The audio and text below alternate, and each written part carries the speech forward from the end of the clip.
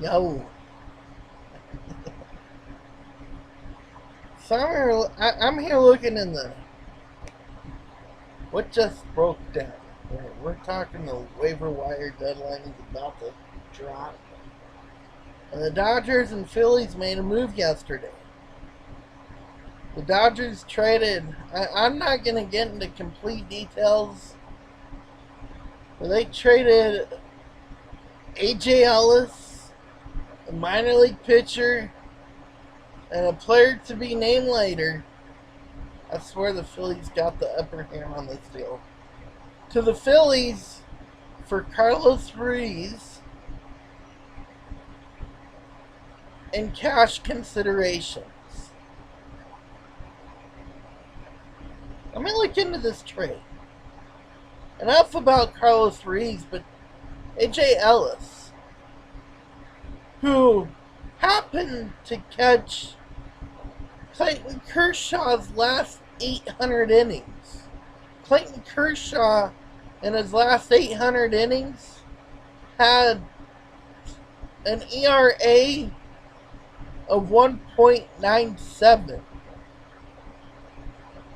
You don't mess with Kershaw by trading the guy who is his catcher, the guy who Kershaw has built a relationship with over the last couple of years. They got to know each other. They hang out together. You see them sitting in the dugout next to each other.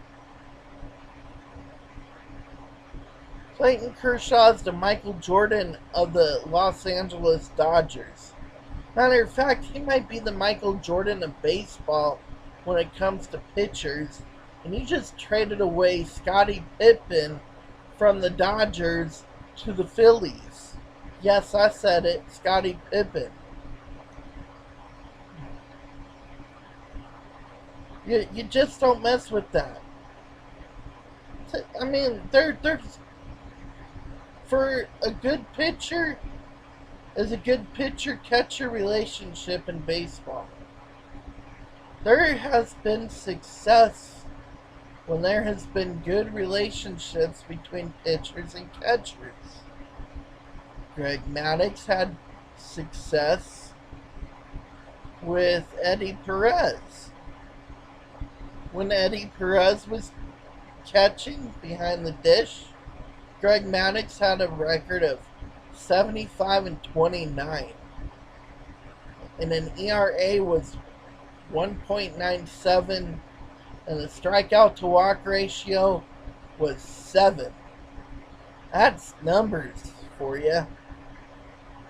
Steven Strasburg, his best catchers, Wilson Ramos, because he seems to be the only catcher who could tame that lion of Steven Strasburg.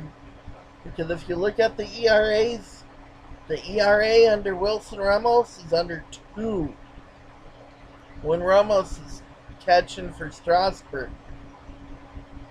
When R.A. Dickey is pitching, J.R. Arenciba is catching. You notice when R.A. Dickey was traded to the Blue Jays, guess who else was part of that trade? J.R. Arenciba. He's the only guy who could catch knuckleballs, and he does so without wearing a cup. The only guy who trusts to catch behind the dish without wearing a cup. That says words right there.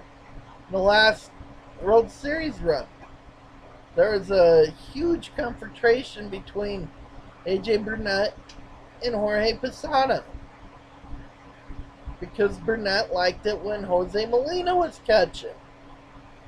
Take a look at the batting average between the two. When Jorge Posada was catching, the opponent's batting average was 270. When Jose Molina was catching, the opponent's batting average was 221. And Posada is one of the best catchers in the freaking league. Take a look at the Chicago Cubs. When they signed John Lester, they brought in David Ross Take a look at Lester's ERA when Ross was behind the dish. In the regular season, Lester's ERA was 2.77. And in his 4 postseason games as a Red Sox, Lester's ERA when Ross was catching was 1.33. You just don't ruin that catcher-pitcher relationship by trading away the catcher. You don't. Now I'm interested to see where Kershaw goes when his contract says that he could opt out. Maybe he goes to the Phillies to reunite with AJ Ellis. You know, they were saying that this was a business decision, but let's face facts. You don't trade Scottie Pippen from the Bulls, so why would you trade AJ Ellis to the Phillies for a guy who's older? Barely has any years left. If this does not work out, I would fire the person who even thought of making this trade happen.